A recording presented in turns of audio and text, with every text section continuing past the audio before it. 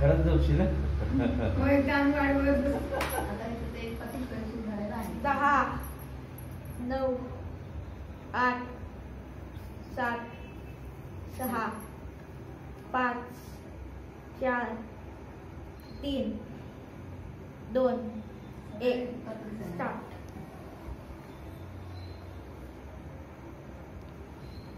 काय गरजी झोपू दे ना थोडा वेळ. आता कुठे 7 वाजतायत. 11:30 वाजता शाळा आहे.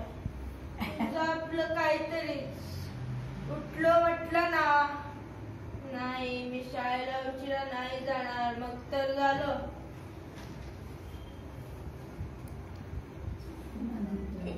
हो हो आई ओरडू नको. उठतो मी.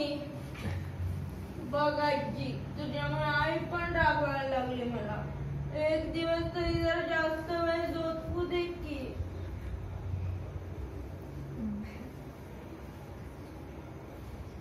दोघी मिळून किती त्रास देता मला. उठलो म्हटलं ना. आता मात्र उठतोच.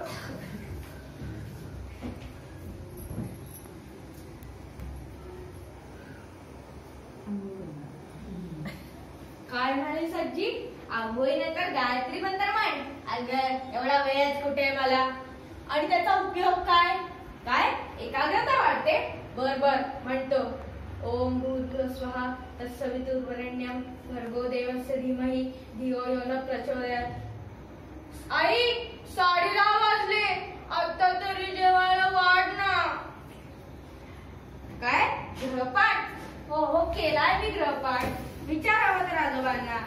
मला आवडलेले एक उदाहरण त्यांनीच तर समजावून सांगितले. विचार त्यांनाच. आई आता मात्र खरंच भूक लागली.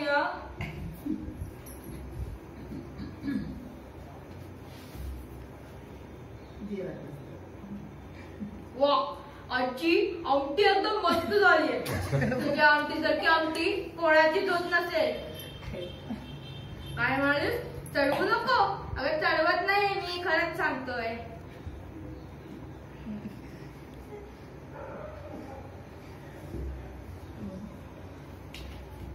आई शाळेत जातो ग. काय म्हणाली सज्जी. डबा घेतलास का. हो अगं घेतलाय मी डबा. आजोबा काय म्हणतात रस्त्याने नीट जा. हो आजोबा रस्त्याने अगदी नीट जातो. रस्ता व्यवस्थित क्रॉस करतो. तुम्ही नका काळजी करू. बाय. आलो बाबा एकदा घंटेच्या आत. ए राजू आज कोणता तास ऑफ आहे रे. 3रा. मी त्या तासाला महाभारतातली गोष्ट सांगणार आहे. कालच रात्री मला आजोबांनी सांगितली. काय मस्त रंगून गोष्टी सांगतात ते. काय म्हणालास. तुझ्याकडे आजोबा नाही. मग ते कुठे असतात. वेगळे राहतात. आमच्याकडे तर बाबा आजी आजोबा 4 दिवस आत्याकडे राहायला गेले तरी आम्हाला करमत नाही. आणि काय रे तुझी आई नोकरी करते ना. मग तुला कोण बघतं. तुझा अभ्यास कोण घेतं. आणि तुझी बहीण मिनी ती तर लहान आहे ना. मग ती कुठे राहते. काय म्हणतोस काय पाळणा घरात. पण पाळणा घर म्हणजे काय रे. अच्छा अच्छा म्हणजे तुला असं म्हणायचंय का जिथे खूप घरातली मुलं एखाद्या बाईकडे सांभाळायला असतात तिथे. आणि तुम्ही आजारी पडलात की तुम्हाला कोण पाहतं. आमच्याकडे बघ आम्ही आजारी पडलो तरी आजी आजोबा अंथरुणापासून दूर होत नाहीत. मोसंबी आलेपा असं खायला देतात. डोकं पाय दाबतात. मग असं वाटतं पडू आजारी मौज वाटेवाली. अगदी सारखं सारखं सारखं आजारी पडावं असं वाटतं. तुमच्या आजारपणात तुम्हाला कोण पाहतं. काय ती सांभाळणारी बाई. ती काय पाहणार तुमच्याकडं. तिच्याकडे तर किती मुलं असतात. ती काय डोकं रगडणार आहे तुमचं. आणि काय रे औषध तरी वेळेवर देते ना. म्हणजे तुम्ही आजारी पडलात की तुमच्या आई बाबांना पाहिजेच की काय. ते रजा काढतात. आमच्याकडे नाही बाबा तसं. आई बाबा कामावर गेले तरी आजी आजोबा असतात. ते खूप लाड करतात. काय म्हणालास तुमच्या घरी आई व आजी भांडतात. पण कशावरून. किरकोळ कारणावरून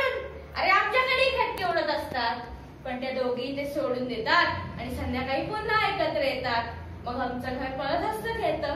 खूप मस्त वाटतं. आईनं रोज संध्याकाळी देवापुढे दिवा लावला की आजी पर्वचा कविता पाढे म्हणून घेते.